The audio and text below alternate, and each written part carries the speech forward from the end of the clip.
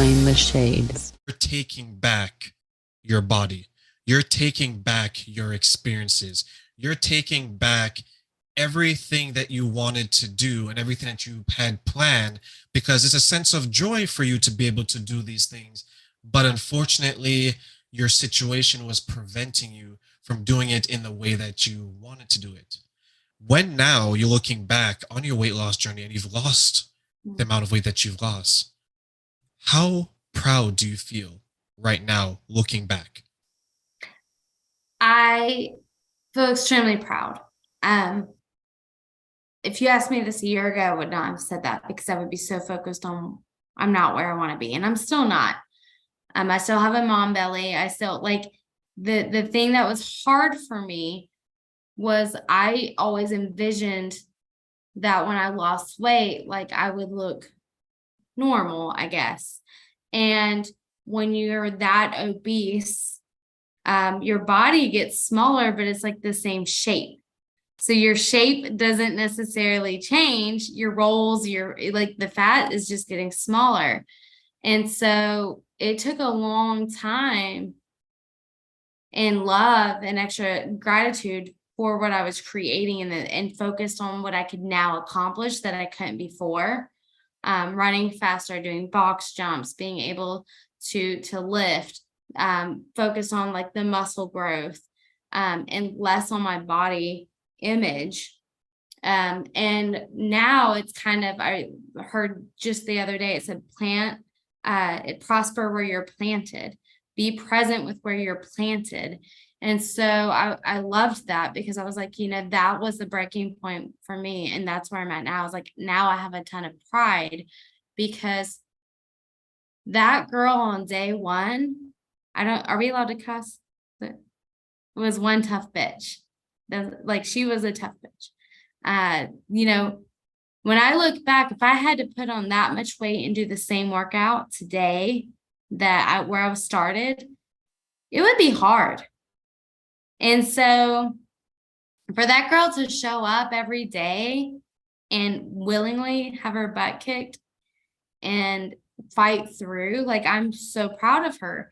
We're not the same. I almost feel like we're two different people now, like characters, but I thank her for getting me here. It's like now I'll take it from here. But I'm so thankful that she made the decision, like the clear decision to do it, because now we have a way better life. We go on trails together, like as a family, and we include outdoor activities, and we're less focused on spending money activities and more together activities. And the culture of my family is completely different. All of my kids look at eating healthy. They don't even want to eat their school lunches. They want to bring their lunch and the meal prep. This is the food they enjoy. They naturally enjoy it because we've created that. And experimenting with food, that's another like thing I started. I got less picky and was like, okay, like, I don't know if I'm going to like it. I just started realizing I don't know what I like and what I don't like because I've been only fed these processed foods my entire life. So we got creative, and the other myth buster is that eating healthy doesn't cost a ton more. It's really cheap. Like a lot of our food is rice, sweet potatoes, and chicken, and that food, honestly, we were spending double that on the bad stuff, the prepackaged stuff.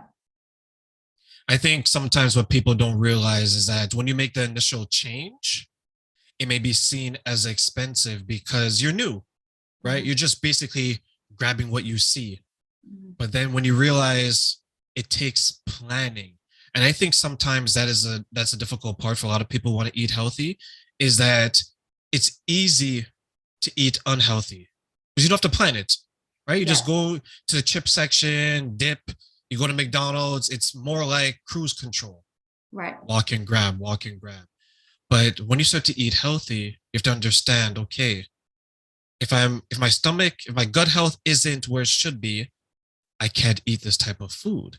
If I want to not be as hungry and minimize my appetite but still feel fulfilled, I need this type of food. But then once you get into the habit and the routine, that's where everything starts clicking, to your point, right? And it's Yeah. not as expensive as you once thought, because when you look at your grocery bill, you're like, wow, it's half. Yeah. It's not as much nearly anymore. The other thing is when I started to keep in mind is you're switching your whole body up on what fuel it's running on. And so it is expensive at first because you're going to rush through these foods and they're not going to feel as filling as the processed foods you've been eating. But it doesn't take very long for that switch to happen, luckily. And so if you just hang in there, what I learned for me is like if I eat every 2 hours, I'm a really happy person. And I don't have to, it's not a lot.